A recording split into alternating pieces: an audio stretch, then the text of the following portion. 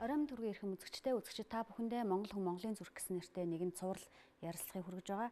Энэ өдрийн зочноороо бид Чингэлтэй дүүргийн засаг дарга Ган болдыг урьж ирүүлээд байна. Танд оройн мэндийг хүргье. За, нэвтрүүлгээр үзэж байгаа телевиз үзэгчтэй бас оройн мэндийг хүргье гэж бодож байна.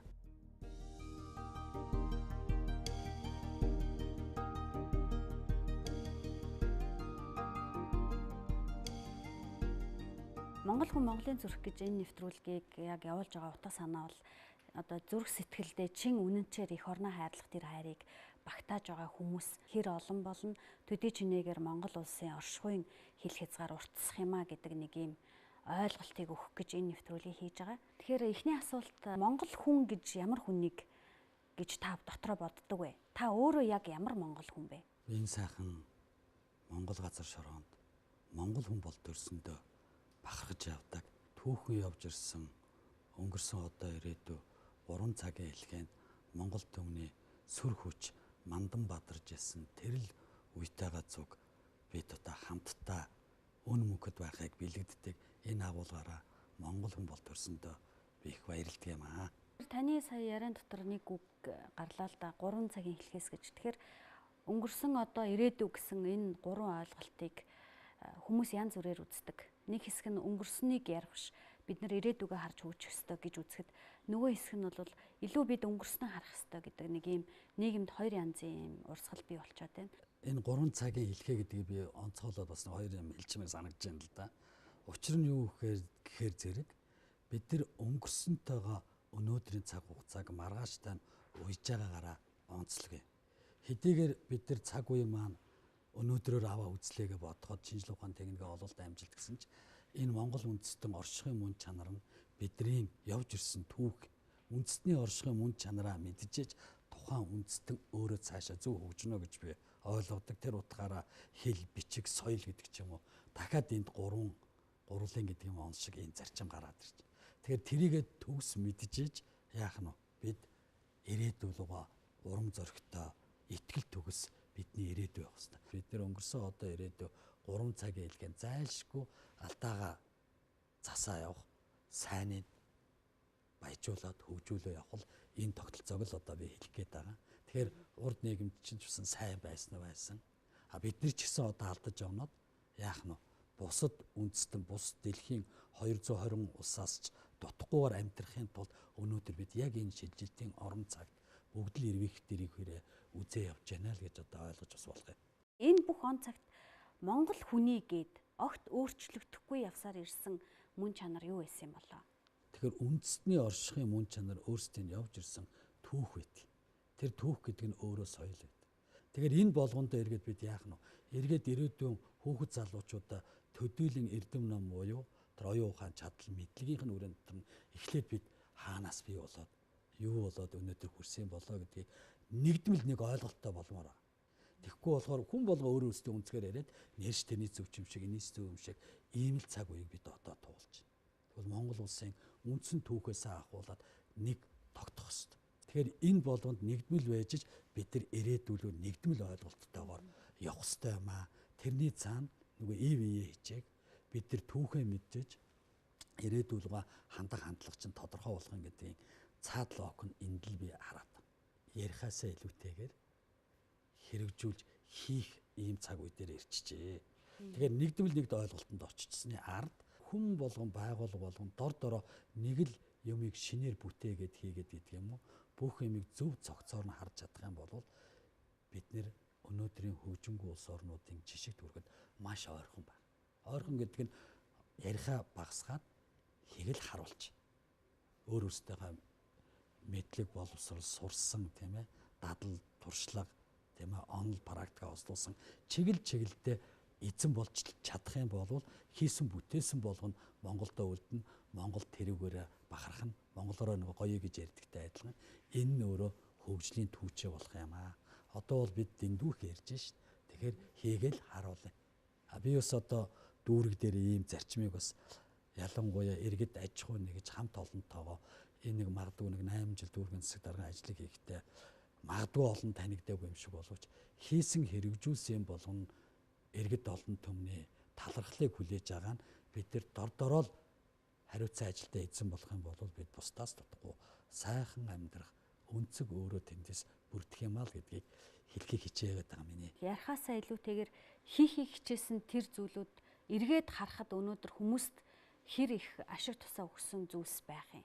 Наад зах нь гэдэл Чингэлтийн дүүргийнхаа хэмжээ 50 орчим бичил цэцэрлэг бий болгож тэрний одоо оргилныг аваад гэмэд юу болонгой нэрэмжит цэцэрлэг төрөйлөн өнөөдөр Улаанбаатар хотын өнгө төрхийг тодорхойлж байгаа цэцэрлэгүүд бол яа харахгүй нийслэлчүүд бүгд хүлээн зөвшөөрөх байхаа гэж би бодно. Бидний нэг том зорьсон том ажил бол миний хүсэл мөрөөдөл байж засаг даргын ажлыг аваад хүүхдийнхаа төлөө сайхан ихийг бүтээе гэж ирээдүй хүүхдүүд маань ирээдүйн Монголыг авчих хүүхдүүд. Тэгэхээр тэдний маань сурч болсох орчин буюу бүх сургууль цэцэрлэгийн орчныг ээж өрөн одоо баталгаажуулж аваад хүүхдийн амбулатороос ахуулаад хүүхдийн төрх, хүүхдийн эмнэлэг за хамгийн том бас мөрөөдөл маань мянган хүний суудалтай спортын том зохицлон маань баригдаж байна. Спортлог гэдгийн цаана эрүүл бие царуулгын оршин, эрүүл бие гэдгийн цаана эрдэм ном заасны цаана оюунлаг Монгол хөгд Монголыг хөгжүүлэх юм а гэсэн ийм л бодлоорыг би дотроо зүрх сэтгэлдээ тээж явдیں۔ Тэр маань эрт өрөө эзэн ингээ багч гисэн цаг хугацааны ард үе шаттайгаар хэрэгжээ явж байгаадаа бас одоо баяртай байна гэдгийг бас хэлмээр санагдаж байна. Хүмүүсийн дунд ийм нэг хоёр янзын хүмүүс байгаад ах шиг харагддаг юм. Өдөр төрийн эрх мэдэлтэй барьж байгаа хүмүүс ч тэр эгэлжрийн хүмүүс ч тэр эрх ашигын эренб дараа нь нэгдүгээрт нь хувь хүний эрх ашиг байдаг нэг хэсэг хүмүүс байна. А нэгдүгээрт нь улс орны эрх ашиг байдаг нэг хэсэг хүмүүс байна. Та өөрийгөө яг энэ хоёр ангиллын алинд нь орох вэ? Хүний эрг бүтэл өөрөө эрг бүтнэ гэдэг асар том философи байна шүү дээ Монгол. Тэгэхээр хүн өөрөө хуваа гэхээсээ илүүтэйгээр бидний ч гэсэн өвөг дээдсийн маань уламжилж ирсэн тэр философи бол агуу шүү дээ. Тийм ээ. Хүний эрг бүтэл өөрөө эрг бүтнэ гэдгийн цаана төмний эрг, төмнийхөө төлөө гэсэн юмны ард хувь хүний буян заяа дэлгэрч явдсан шүү дээ. Тэр би тэрийг л дээдэлж явдаг хүнтэй. Монголчууд ягаад ч ингэж нэг төрдөөч юм уу, удирдах байгаа хүмүүстэй ч юм уу сэтгэл хангалуун бус өнөөгийн нийгэм амьдарч байгаа нийгэмдээ ч гэсэн шудраг бус байна гэд сэтгэл хангалуун бус байгаад байгаагийн учир шалтгааныг та юу гэж хардаг вэ? Таны хувьд шудраг хэс гэж юу юм бэ?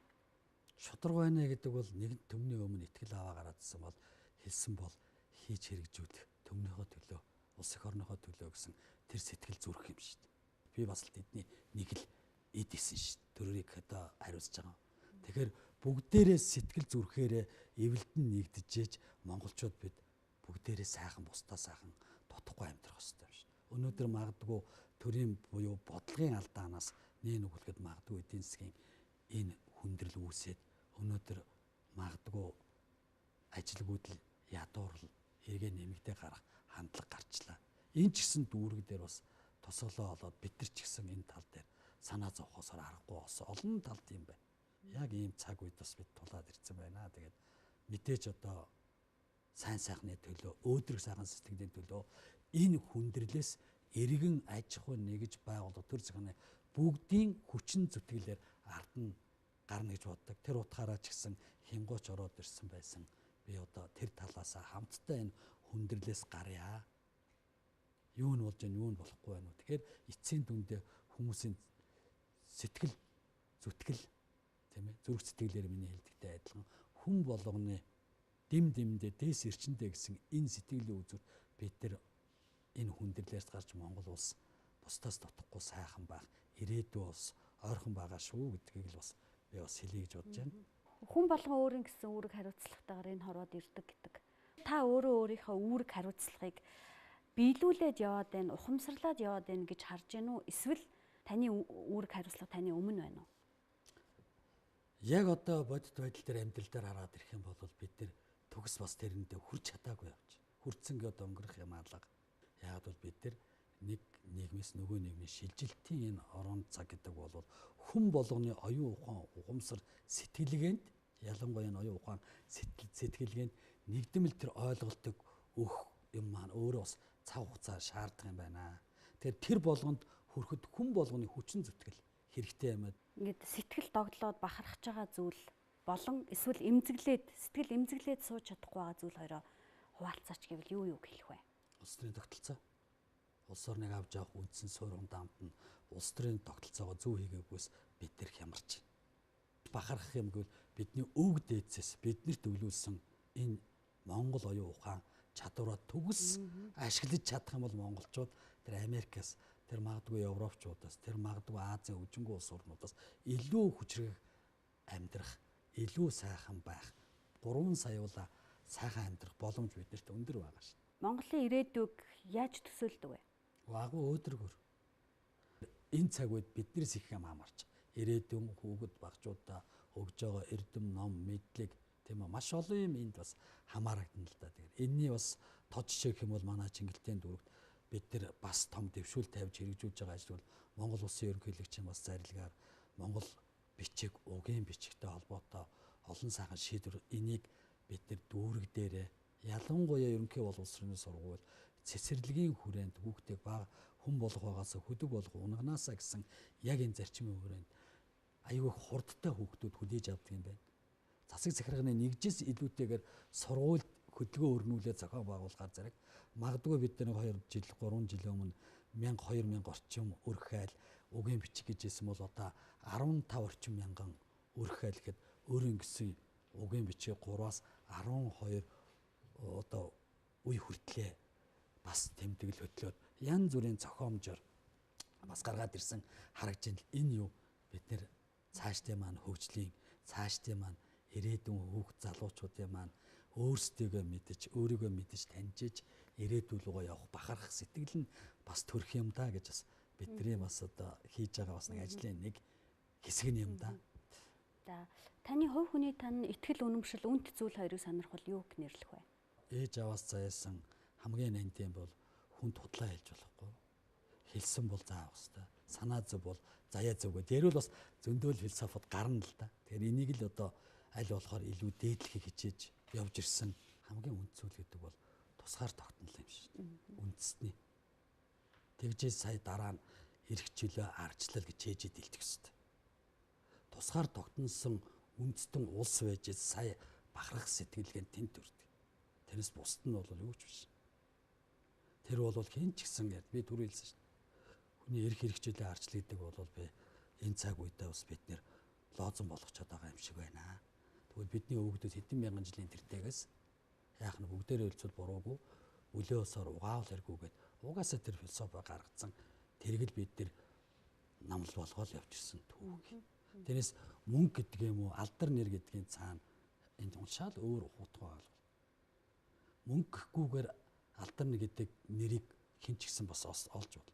Нөгөө нэр хугарахаар яс сугараа гэж үг байдагтай адилхан философи шин. Тэгэхээр тусгаар тогтнол гэдгийн цаана үндэстэн өөрөө бахархах тэр сэтгэл. Тийм ч учраас манай Чингэлтийн дүүргийн нутаг сүсвэр дээр бид нар бас энэ өнгөрсөн 8 жилийн хугацаанд Монгол улсынхаа тусгаар тогтнолыг мэдгдсэн гэрэл төшөөтэй тэр том талбайг бүтээн байгуулж босгосон байдیں۔ Энэ нь ганц 3 сая монголчуудын битгээл даяар монголчуудын хүндгэл үзүүлж явах тийм орон зай. Одоохонтой хүмүүс төдийлөн сайн ойлголт бас буухгүй байх шиг байгаа.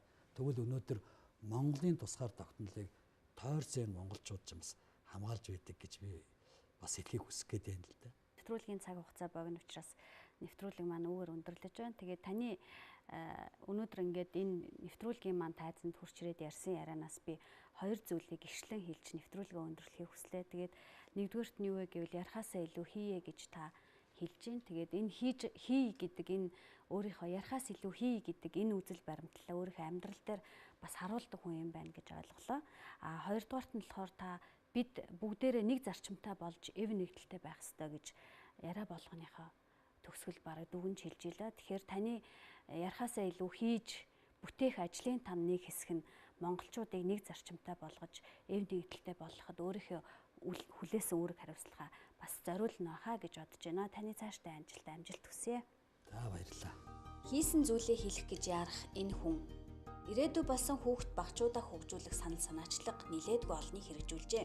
Өсвөрийн шигшээ багтаагаа хамт 500 гаруй медалийн эзэн болж хүүхдийн номын ордон байгуулан хүүхдүүдтэйгээ хамт ном уншиж байгаа. Энэ хүн нэг л зүйлийг хэлж сануулв. Ярихаасаа илүүтэйгээр хийж бүтээж үзүүлцгээе гэж.